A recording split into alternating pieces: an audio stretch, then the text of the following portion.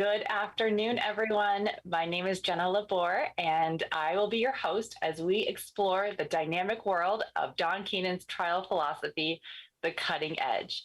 Welcome to this afternoon's episode of Fridays with Keenan's Cutting Edge. As always, episodes are released each week, so click the subscribe button and the alerts icon so that you don't miss an episode. You'll definitely want to share this one with your friends, family, coworkers, anybody else who has an interest in something that's not super niche lawyer-like, right? Today, we're going to be talking about plants. We have Tricia Keffer with us, and she's going to talk about how we can enrich our lives through plants. As lawyers, we have a very stressful, very fast-paced, a lot of times a very toxic lifestyle. And we've really enjoyed bringing on a few different guests who've had ideas about relaxation, self-care, and that sort of thing. So along those lines, Tricia's going to talk to us a little bit about how plants might factor into a positive environment for us. Now, Papa Don made a special request for us to have Tricia on the podcast because he has been working with her to transform his space to help with happiness, holistic healing, and whatnot. And so I'm very excited to hear from her about her tips on that. I'll let Tricia introduce herself, but by way of a little bit of background, she owns Summertime Landscape Design in Florida, and she largely services the North Florida area. As many of us might know, and some might not, different plants thrive in different areas. And so it would be difficult to encompass, a huge, large area across the country. But when I talked to Tricia before inviting her onto the podcast, she even gave me tips for resources that I have in my neck of the woods in the complete opposite part of the country. So she's a wealth of knowledge, and she will give us so much information this afternoon. As always, we'll put her website and email address in the description below so you can check out her work and contact her with any questions. So Tricia, I'm going to turn it over to you. Tell us about how we can enrich our lives through plants. Hello, and thank you for asking me to be here today. This has been a real honor and a pleasure to be asked to come here and talk to you all about improving your home environment and your office environment. And I've been watching some of the videos on this channel, and especially from the gentleman who discussed yoga and breathing techniques. And what I'm hearing is that this group is y'all at the top of your game. I mean, you've got the knowledge, you're the cutting edge, you're already a top athlete, like you said. So, but even top athletes need to know how to take care of themselves, and so they can get just that little bit ahead and help them to maybe think more clearly and perform at their top of the game. Especially, I'm hearing when you all go to trial, it's performance. And to me, also what I'm hearing is y'all are creatives. You're creatives, you're writing, you're doing performance. And so you've really got to take care of yourselves too, personally and professionally. So today I'd like to talk to you all about my love of plants and the benefits of having them in your home and in your office. So first of all, let's all take a deep collective breath. Everybody put away those notepads. This is not a test. Okay. No notepads. Nothing like that. I'll send a PDF with some information at the end. So just sit back and just relax and listen and enjoy. Now, I always like to have like a little cup of tea. Mm-hmm. So I don't know what y'all are sipping this afternoon. If you want to put it in the chat, I've got elderberry with honey today, or maybe you have some water. I don't know. So I'll take a little sip. Cheers. Okay. So let's get started. My background, actually, I'm kind of almost a humanities type major. My first job was a dolphin trainer, and I did dolphin shows and training, and you never know how that's going to go. And surprisingly, all dolphin trainers major in psychology. That's how I got into being a psychology major, because otherwise I didn't particularly have an interest per se. But my specialization was learning, teaching, management, which has been very invaluable for me in my own business and in my own personal life, et cetera. So B.F. Skinner, he's my guy.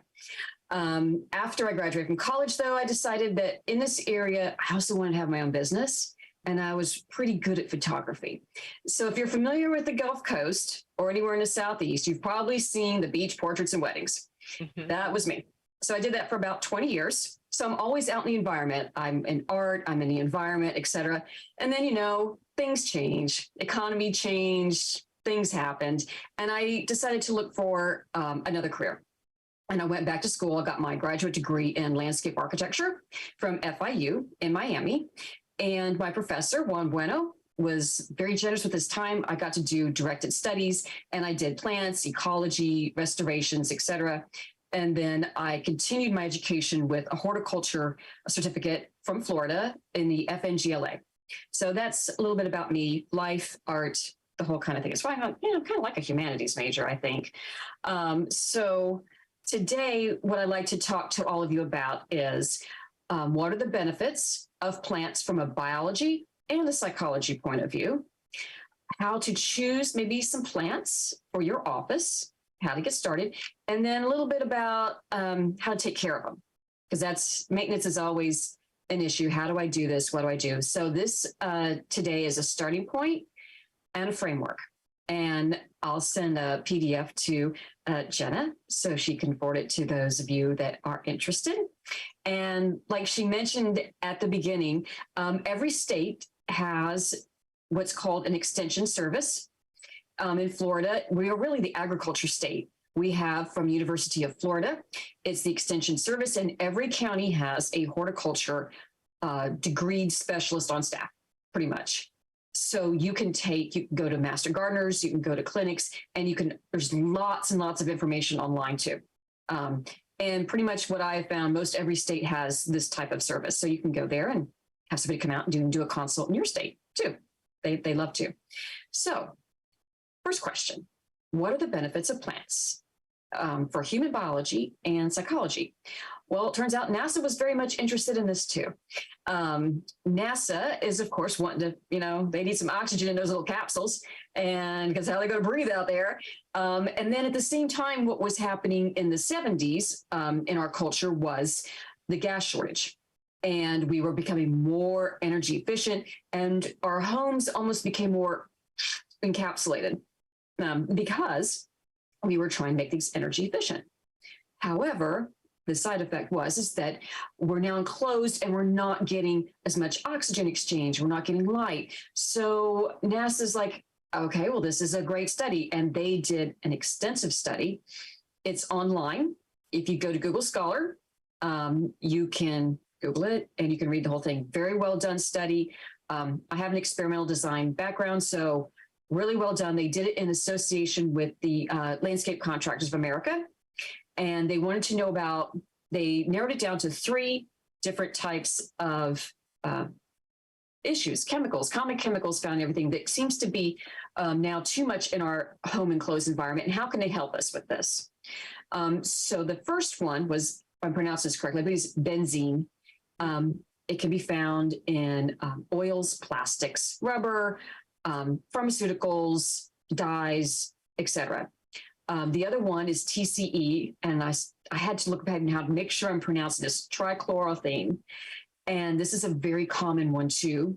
It's over in 90% of most of a lot of products of dry cleaning, inks, dyes, lacquers, adhesives. If you really, the National Cancer Institutes, they took it a little to the extreme. If they did a mice experiment, and it can be also maybe carcinogenic too.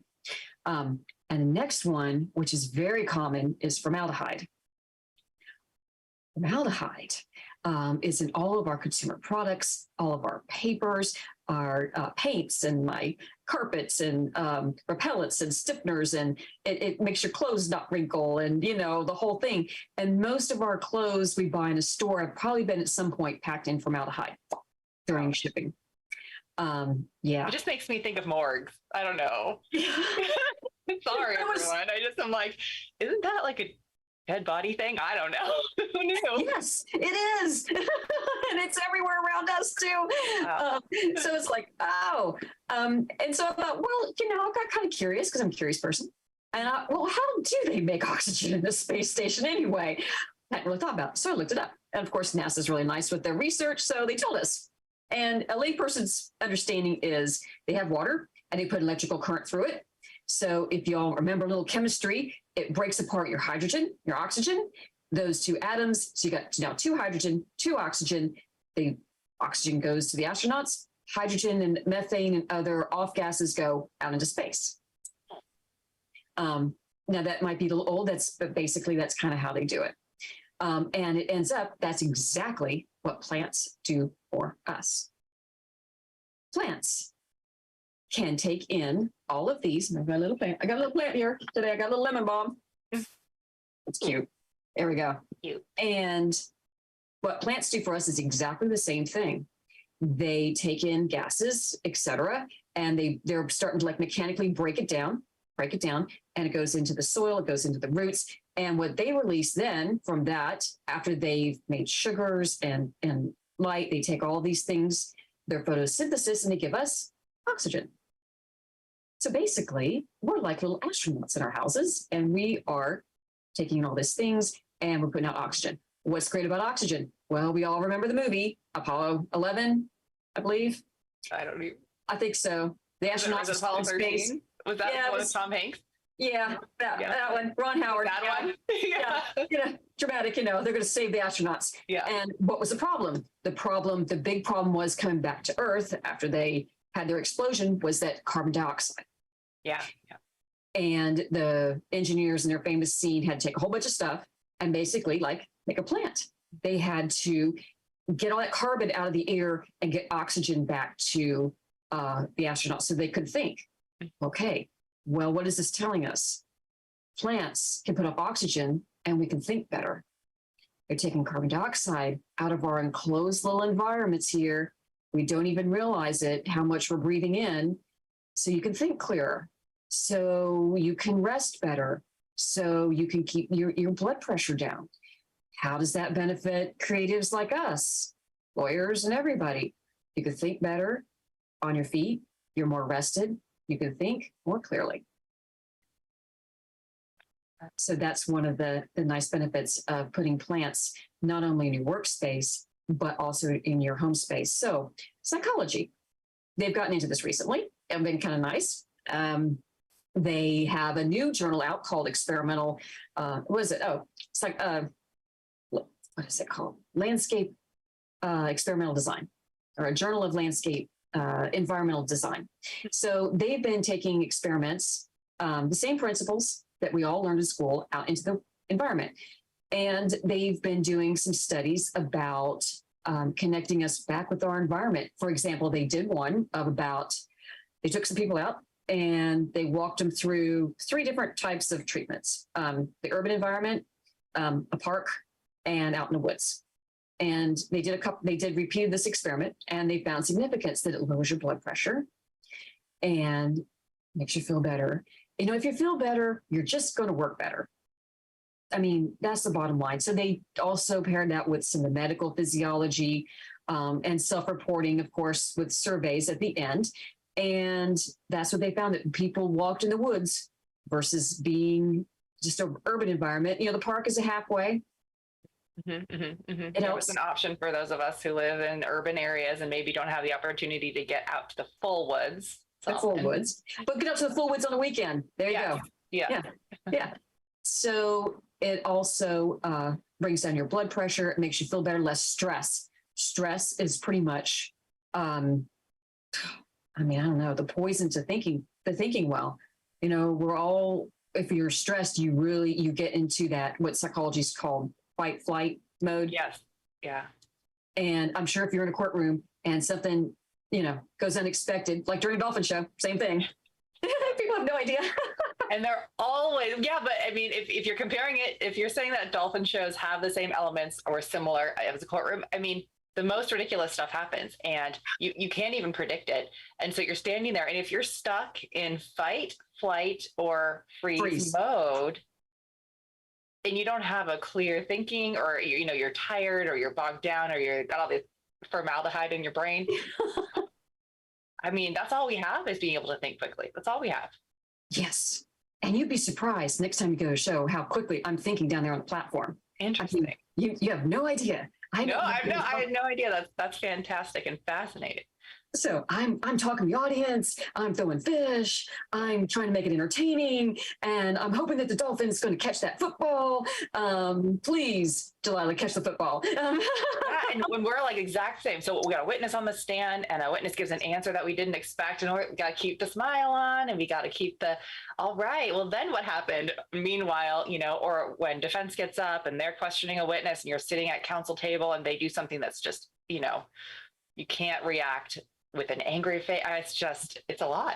I never knew that dolphin training was so similar to what we do as lawyers. But yeah, it's all performance, right? At the end of it, it's not performance in a fake lying way. It's just, being able to project confidence, and feeling confident will go a long way in helping with that. Yes. So if you've had a bad day at the office, or you go, I don't know how you all do your schedule. Let's say you have a bad morning, you're going to trial, and you're stressed, and you get to that moment. I mean, I don't know how, obviously dolphin show's not make or break, but for you guys it is. And how important that can be to lower your blood pressure, maybe even take a walk in the park before you go to trial. Find a green space before you go in there to perform. And also I play flute, and I've done performances. We had an amazing band here at Niceville High School, plug for us. We did bull parades, we did Carnegie Hall, we did the whole thing, and they trained us to just keep going. Yep. Interestingly, I played flute as well. I was a music minor in college, and so I played all over the world. But yeah, going back to those breathing, and you can't stop. Oh, I'm going to start over. Sorry, guys. Can we start over? If you're in an orchestra or a symphony, especially, but even if you're doing a solo performance, you can't be like, let's do that over again. You got to keep going. You got to keep going. And so as you guys in trial, you got to keep going. What's the next step? And all that great training for dolphin training, music training, I'm sure that really helps when you're going to go out there when it really counts. What your next statement could make or break what that jury is going to decide. No pressure or anything, but what are they thinking of you? Okay, I'll diverge just a second. I have been on a jury. I got picked one time, and cool.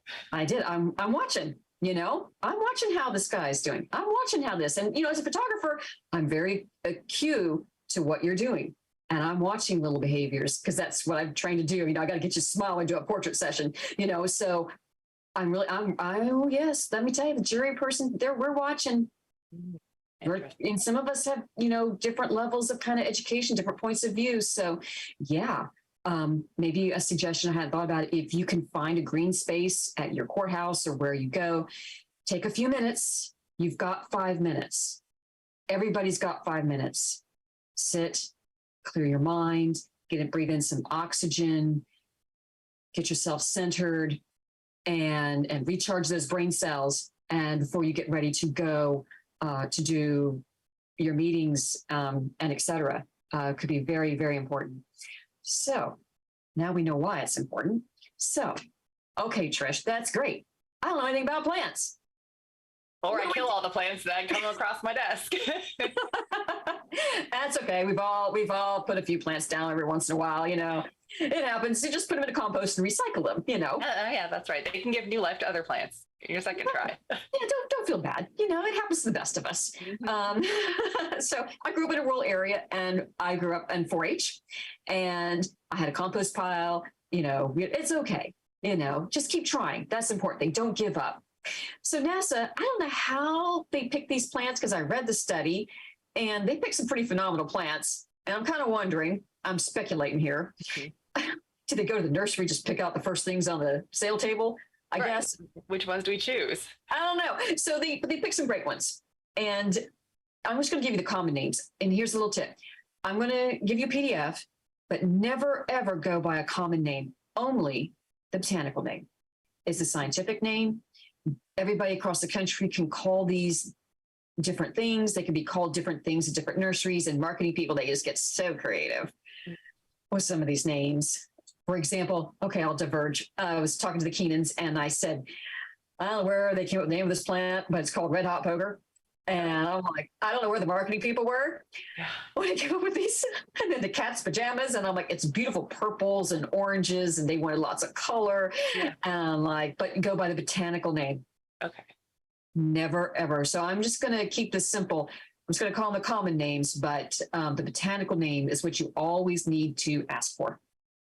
So NASA picked up a few plants, and one of them is bamboo palm. Palms are pretty nice. They're thin and they do pretty well inside because you've got a low light situation. So palms in general are pretty good. Chinese evergreen, English ivy. That could be pretty with some Gerber daisies. I know, of all things, they picked up a Gerber daisy. Oh, those are very pretty. I know. So I was like, oh, that's interesting. A Janet Craig, pretty easy. Corn cane. These are kind of, and mother-in-law's tongue. Mother-in-law's tongue is a common name, and it's also called snake grass. It's also called a lot of different ones. It is kind of more of a sharp kind of, so you kind of need to put it with some softer plants too. That one's pretty hard to kill, people. Okay. It's a pretty sturdy, hardy little plant. Mother-in-law's tongue.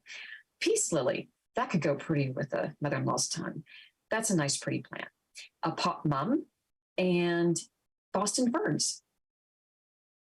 Yeah. So you got some variety. And one I found, now also keep in mind, if you take these home, is that you need to make sure that if you have pets, that it's pet safe. Because, it depends on your cat or dog, how much they like to eat plants. Mm-hmm. In general, don't let them eat any plants. Yeah, don't encourage it. The general warning label here is, don't let them eat any plants. If they do, watch them, make sure they don't get sick. Mm-hmm. So there are plants, it's the ASPC website, and they have a list of indoor plants that are basically a health, pet safe type of plant. So you could choose those for at home. If nothing else, we had a dog. Her name was Babe. She was so cute. She ate everything. So we put everything up. Mm-hmm. So everything can just go up and out of the reach of the pets too. Except for cats, maybe, but. Yeah, cats are a little bit different because they can go up. They can climb everywhere. They can go jump, yeah. Mind you. Man, if you have a cat, then you're just asking for it. So you got to figure it out on your own. Stay in the corner. Yeah, give them some catnip. Divert. Okay, here, behavior is saying here. Divert their attention. Divert. Yeah, catnip over here. Leave mommy's plant alone over here. One nice plant that I found for the Keenans was a Cassandra plant. That's safe, generally. And it's beautiful yellow flowers, indoor plant, really kind of nice. The other one I found too is a staghorn. A staghorn plant. Now you got to be careful with this plant because you can mount it to something flat and it'll stay small. If you put that thing in a basket, you're probably going to be selling it in a few years because it can grow huge. Oh, okay. It's almost like an air plant. So it can be a gigantic plant. It does go kind of slow. Mm-hmm. But you want to be careful how you mount it if you're going to bring it inside. Orchids are always great. Okay. You have a few of those? Yeah. And I managed to get them to rebloom, surprisingly. Yeah. Congratulations. Good job. I'm not terrible with plants, but I'm not great with plants. I'm very middle of the road. And so I pick things that I know I can manage but orchids happens to be one of them. Orchids is a good one. Then you must be, for everybody out there, this is the number one tip because you can't overwater, can't underwater. Mm-hmm. One ice cube a week. Yes. Yep. That's it. So Monday morning, give it one ice cube and then ignore it. Yep. I know people are confused by that because, you see orchids in Florida where it's hot and there's a lot of humidity in the air that they're drawing from and all that sort of thing. And when I read that, I was like, well, it's already kind of weird. We have humid air up here in the Pacific Northwest because it's very rainy and whatnot. So we do have humidity, but it's not hot. It's never going to be more than like 69 degrees in my house. So, thinking about putting an ice cube in an orchid was very strange, but I swear I've tried all different types of watering. I've tried putting it in the sink with certain mosses and whatever. Ice cube once a week. I swear by it. and they come back every, whenever they feel like it, really. But oh, well, that's good testimony.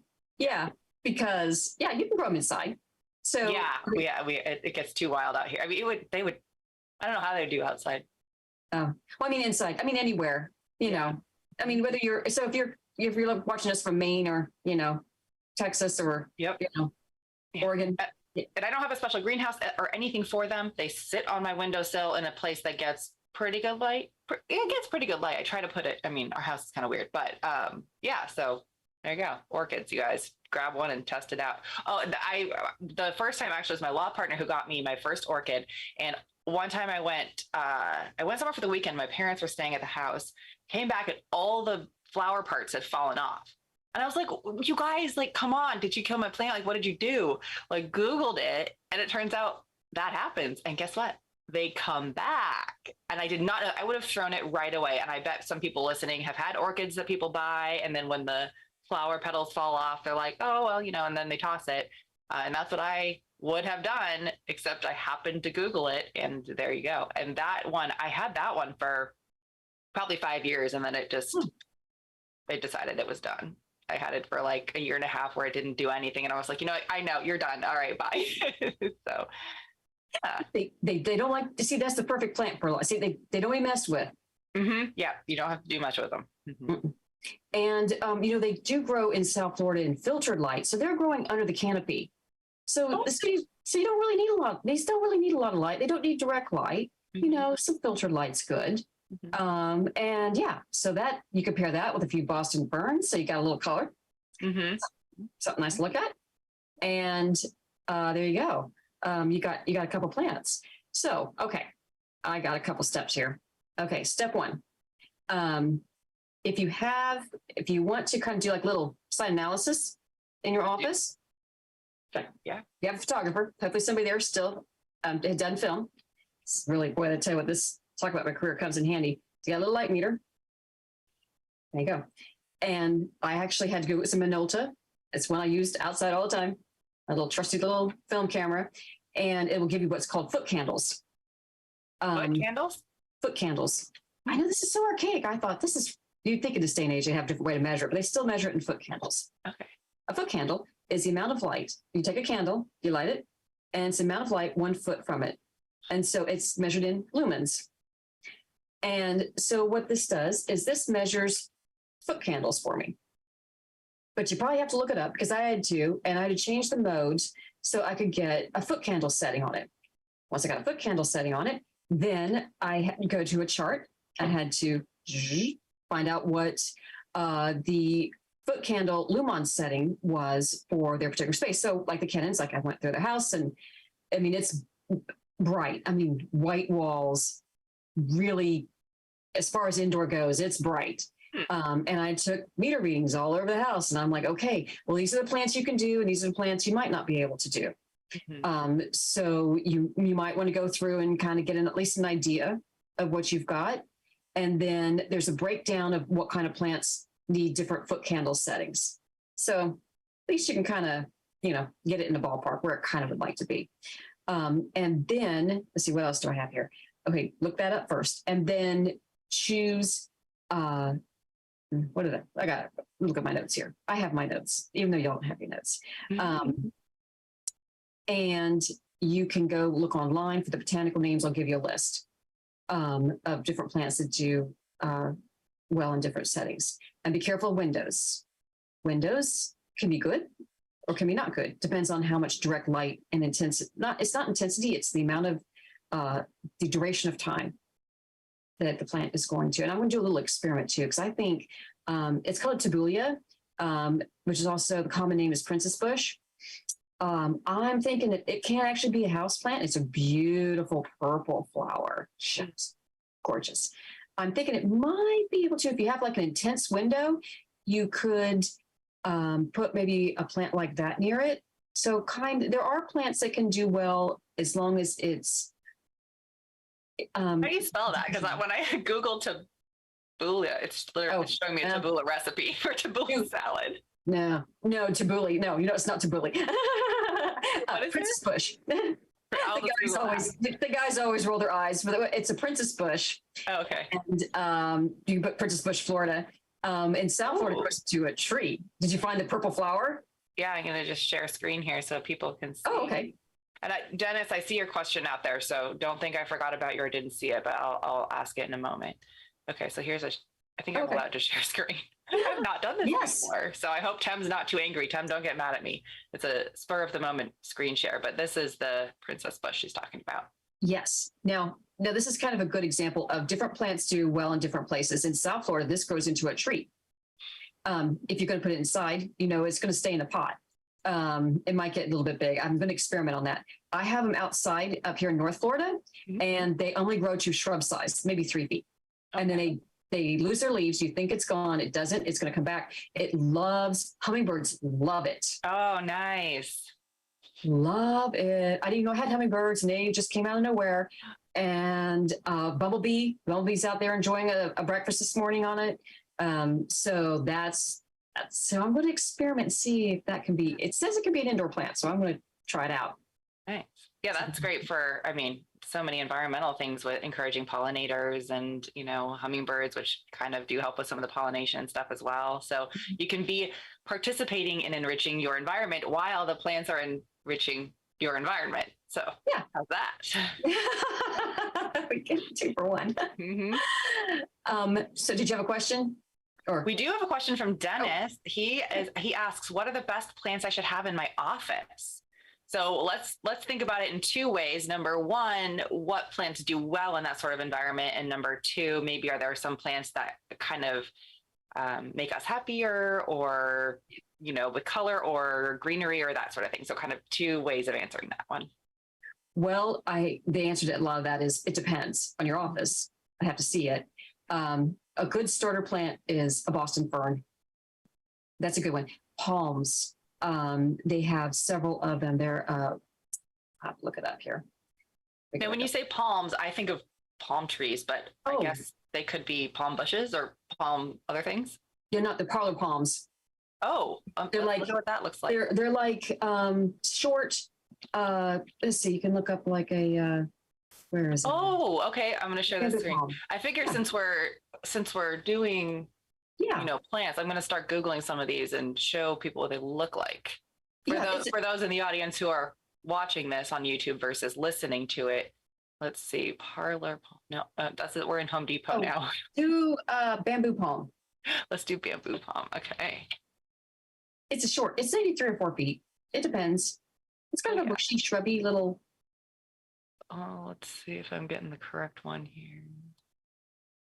Okay, let's share screen. No, I don't want to sign up for your nonsense. All right, let's share screen here. Is it like this little guy? Yeah. Okay. Yeah, there's a lot of them like that. And they look kind of basically the same. Some of them are, have a little more leaves to them. And you got to think, now, okay, basically when you're out in the wild, plants are, if it's a high light area, say, in the Everglades, they have some prairie areas. You notice it's a lot of grasses.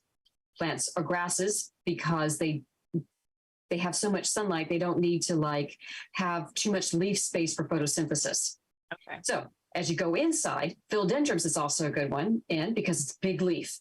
Okay. So the wider square footage on the leaf you get, the better it's going to be for inside because it's almost like being under canopy in the woods. Well, kind of. So that's a good starting place. Okay, so more broad leaves are better for less light. Mm-hmm.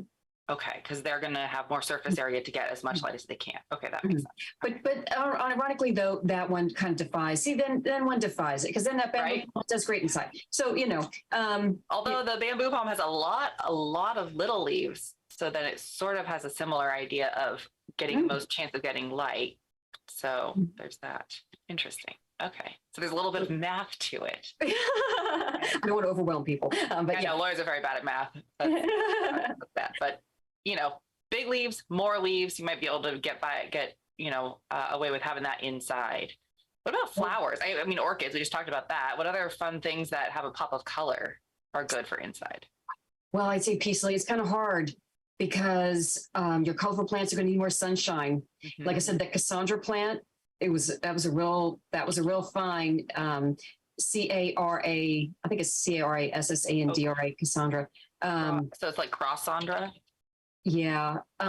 Look at PW Flowers. PW Flowers is a well-known nursery grower in the United States. You can usually find their plants pretty much anywhere. And yes. This guy? Yeah. It looks yeah. That's very pretty. Okay. And so this is one that worked in the Keenan household because due to the bright light that they have in their house? Yeah. Okay. Because there's a corner and I can get quite a bit of light, and this one actually will grow inside, etc. So it will work, and it's colorful. And the hard thing too is, they have a doggy, and I'm like, yes. I was almost like, I can't expect this much from a plant, and so yeah, it'll work. And has it been installed yet? Have they used it? They're buying it. They're buying it. Okay. So it remains to be seen. Okay. But that one is on a list to do well. And again, don't get discouraged, I guess. If one doesn't work out, even if it checks all the boxes, plants are living things. You might just have to try another one, even of the same species. Maybe it just wasn't happy for some reason. Okay. So that can happen too. So don't get discouraged. Sometimes it happens. The next step is you got to choose a pot. Oh, yeah. So your two choices are, plastic, doesn't dry out as much, or the other one is clay, and you have to be careful. It can dry it out a little bit more. So, and you always want to put a saucer underneath.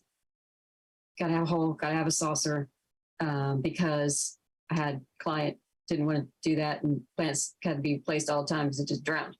Yeah, they drown. That's one thing to think about, is that sometimes when I've read articles, they talk about wet feet, like their roots don't like to just sit there. We get trench foot if we have our feet in constant water, and so do plants. So too much water is not as good. It's just as bad as not enough water. Yeah. Yeah. So depending on your look of your office or what you're wanting, definitely have a saucer. You can go plastic one way or clay the other way. You could go ceramic, something pretty. That would be nice too. That would add a color to your scheme. A really pretty. I did take a ceramics class. I made a pretty little. Oh yeah, there you go. Yeah. And I don't know what everybody has in their neck of the woods as far as hardwood stores: Lowe's, Home Depot, Ace Hardware. We have like a McClendon's, but you can just go back into the garden section and they'll have a lot of really pretty pots that you can use, and also really good kind of all-purpose soil, like if you don't really know what exact precise type of soil, they'll have a good like potting mix usually to throw in there. So you got that. There you go. So all you gotta do is do that, and you want to be careful. No overwater, no underwater. You just kind of gotta, it's not really its natural environment, being indoors with us. So you kind of got to baby it a little bit, just kind of check it, but, just talk to it. When you talk to your plants, you're also finding out, like you're seeing if there's anything on it, any bugs or anything, or any pests. You're seeing how well it's doing. So talking to your plants, the reason why it's good is because then you'll know if something's happening before it gets to be too bad. So it's a nice relaxing exercise. Oh, I'm sorry. I got to take 5 and go water the plants. Yeah. Take care of them. So excuse me. Yeah, and they do tell you. I mean, we actually have a bunch of bamboo in these kind of water trough thingies in our backyard, and they'll tell you when they need something, right? If you're paying attention to them, but the little leaves will start curling in, and my husband will be like, "Oh, I got to get out there and water the bamboo," or you might see some standing water, and you're like, "Oof, better back off because it looks like they're not absorbing as much." So if you pay attention to them and develop, it sounds so strange, but like a relationship with them, you'll know kind of what they need and when they need it. Yeah. So, and then, it's kind of fun because then you could take a mental break and walk around the office and say, I gotta go take care of the plants. Yeah. I gotta take care of the babies there. So, that's another nice little psychology thing, take a break and go do that. And light. Well, okay. So you can, if your office is pretty dark, you can get growing lights for them too. And they've got lots of pretty designs now. I hate to say it, Amazon, and what the one you want to get though is the LEDs. It's more broader spectrum. The fluorescence and incandescence, they can have only certain blue and red light, but really plants need full spectrum like we do too. So it's an added benefit. If you have one in your office, then you're getting some more spectral light yourself, which is good for us. So if you want to do that, you can always set like a little plant display, at your front lobby. Yeah. Wouldn't that be nice? That would be very nice. That's a nice and warm greeting. Yeah. Well, I'll tell you, when I upgraded my photography studio, I put fresh flowers on my table every week. Wow. And my clients come in, they're like, that's exactly, wow. Mm-hmm. Wow. Okay. So lawyers here. If you went to say your dentist office, because most people are afraid to go to the dentist, and they had a nice room full of plants and stuff, what frame of mind would that put you in? It'd probably be rather calming. Okay. I'm assuming that when people go to law office, they're stressed. They got a problem. They got a problem. They got to solve it. And they got a conflict. So if they walk into your office now and you've got some nice flowers or plants around, what state of mind is that? What first impression is that going to give your clients when they walk into your office? Wow. A little marketing, state of mind, relaxing. Yeah. Do you think that would give you all the edge in getting that client? Possibility. Yeah. Different stands out, right? You remember what's different. Would you, that's true. Well, let's say, most people go to say 3, they're going to interview 3 different firms, let's say, and you have beautiful flowers at the front desk and they're going to, I kind of like those people. I felt really nice there. Mm-hmm. Yeah. It might make a difference. Mm-hmm. So it's not just psychology and biology, now you're a little marketing. Mm-hmm. So that could be a possibility. And I did come across a study online, and it was talking about, even for us, about light and how it's calming and how we're in front of the computer, like even right now, we have to. It's a great tool. I'm not going to get rid of it, but what can I do because you're getting blue waves and you're not getting enough, and it hurts my eyes at a certain point, and I have eye drops because I'm like, ugh, it's too much. One of the things you can do is be sure at the end of the day to get out in the sun a little bit, because that's increasing your melatonin. Even campfires at night, infrared sauna. And what I did recently, right before I read this study, and it really does work, I had a candle I just kind of wanted to burn off, and it was so nice having that on my desk. So nice. And what I hear from you all is, again, it's a stressful job. It's where the metal hits the road. And if you can give yourself just a little zone time, have some nice plants or herbs on your desk, even in your kitchen, have some nice little herbal plant garden in your kitchen. You can snip some herbs, put them on your salad, etc. And a little candle on your desk just to give you that nice light so that you can focus on another light besides this bright coming out of our computers. Those are great ideas. So, when you add all of it together, can you guys be sure to blow out your candle? Oh, yeah. Oh, gosh. Just claim any responsibility for any fires that might happen because of a candle that you guys left burning, okay? Just take responsibility for yourself. That's right, people. Be an adult.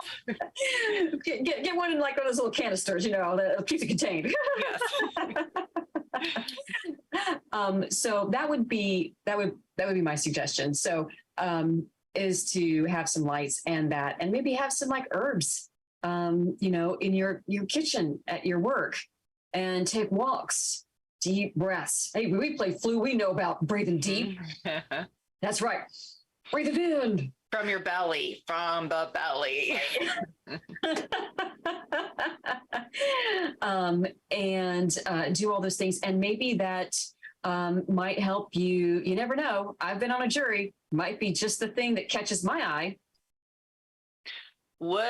This has just been in my mind and even before we started talking, but would you recommend a little tiny plant on counsel table? Sure. That you bring? And I'm not being facetious. I mean, I I don't know if that's weird, but just a little something, little tiny terracotta something. Yeah. Well, you know what I've got? This is, oh, okay. He wants to know about a good plant to start with. Rubber tree. Oh, there we go. Rubber tree. Oh, you want to Google it? Now this. Oh yeah, let's look at what that looks It's like. interesting. They start small, they grow small. So, but the guy was talking about a plant. This is also in Chinese philosophy known as the money tree. Oh yeah.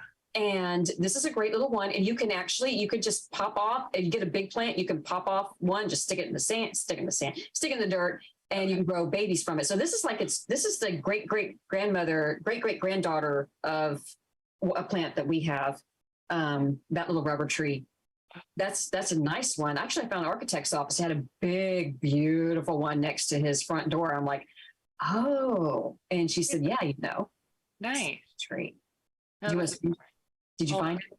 Home Depot has the corner on plants right now. I mean, I'm looking up every type of plant in Home Depot. It's like, we've got it. Come on in and get it if you want. Okay, hold on. Let's funny. This one. Okay, you know what?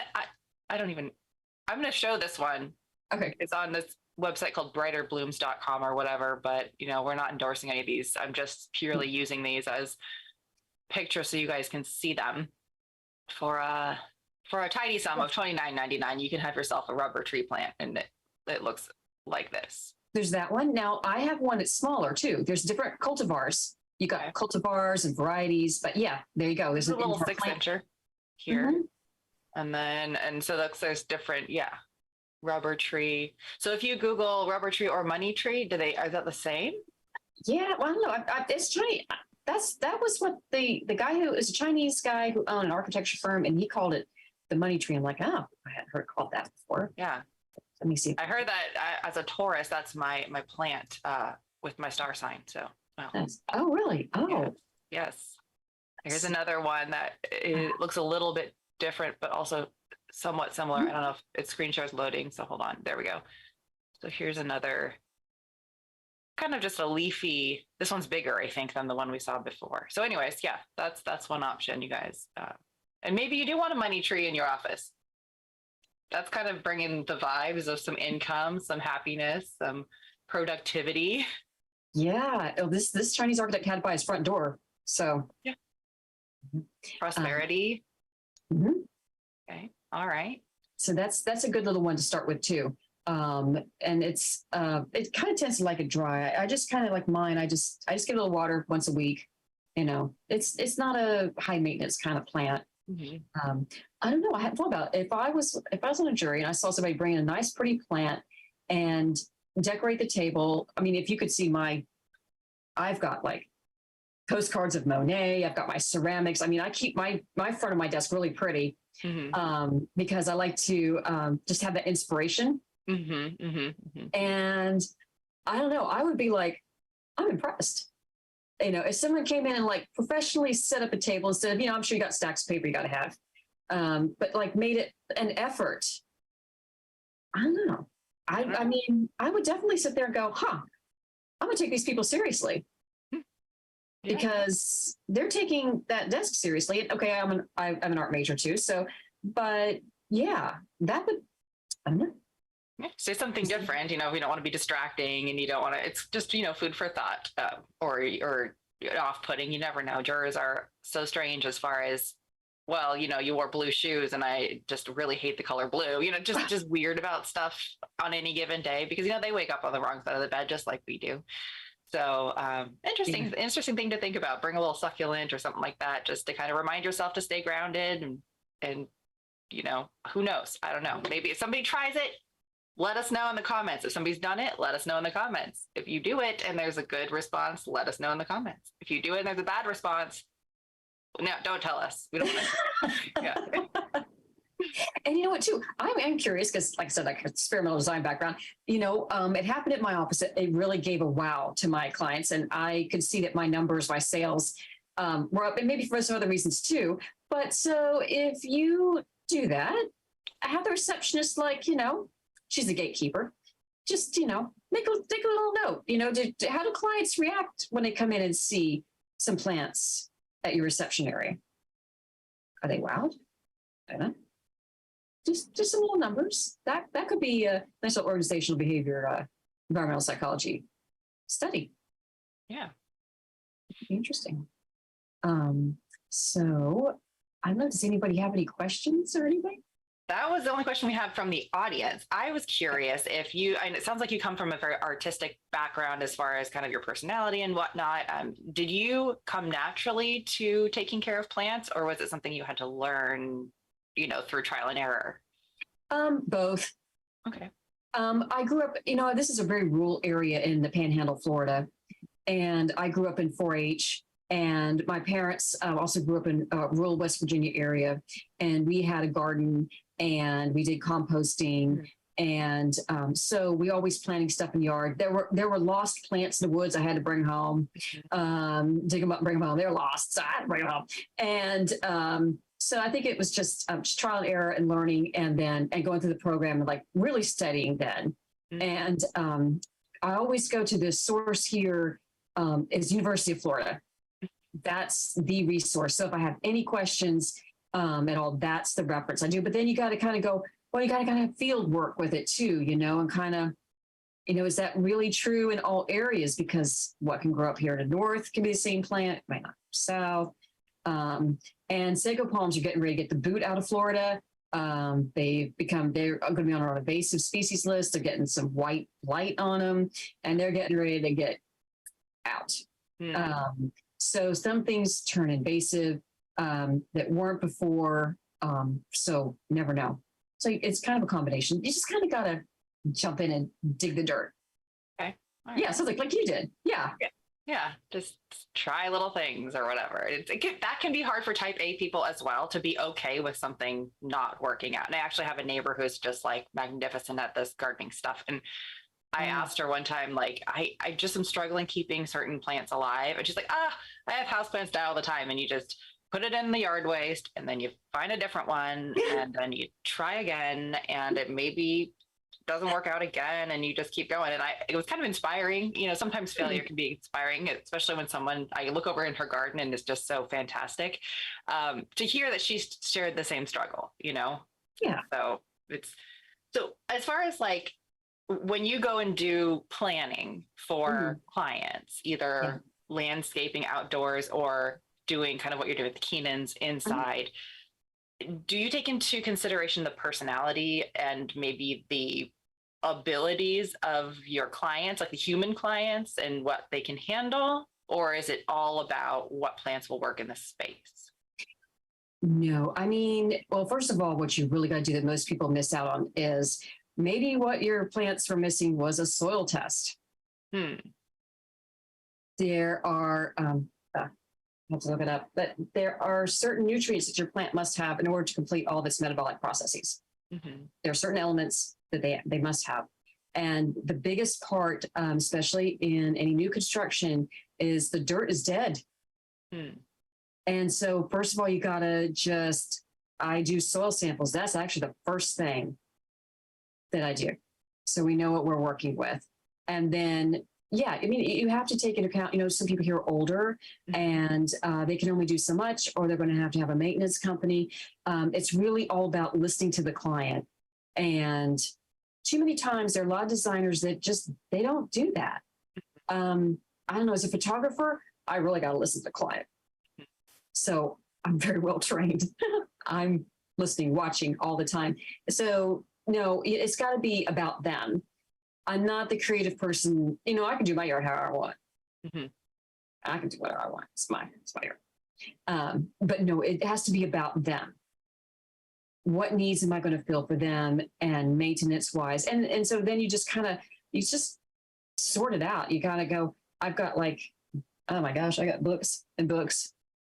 I just start sorting through. Will this work? Will this work? Will this work? Will this work? Till you get it down to what you to what the client will. I can give them a plant list and let them pick. Right. I think that's the most important thing.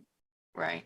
Yeah. I mean, as we're, considering possibly talking to different people about this type thing, maybe introducing some more plants into our lives, too much there, failure is okay. But if it's too much and you just can't get it right, that can become discouraging. Right. So there's that balance there of, do you want to set you don't want to set yourself up for not being able to maintain, if you have this beautiful landscaping that somebody has put in and you just cannot maintain it, be realistic, think about what you have the time to do, and, go slow with it. Well, hey, that goes back to dolphin training. Here's my book. Here's a great book for all of you. You got to start small, and then don't let the title discourage you, because it wasn't her choice. Karen Pryor, famous dolphin trainer, dog clicker trainer, human trainer. It's all about human training. You want to start. Actually, I was going to say, start with one plant in your office, and then tell yourself, "Good job." Give yourself a good job. Hey, good job, I did. Another plant. It's called Karen Pryor. Don't shoot the dog. If you guys are speed readers, you'll read this through lunch. Funny book. And so you're right. You want to start small. One plant bed at a time. Even if you have the whole design kind of laid out, you kind of know what you're going to do, start with one thing at a time. Even with indoor plants, just put one or two on the reception desk. See how you do. Yeah. And then go from there. So, but that's additional reading if you guys are into human training. You want to train your boss. This is a great book.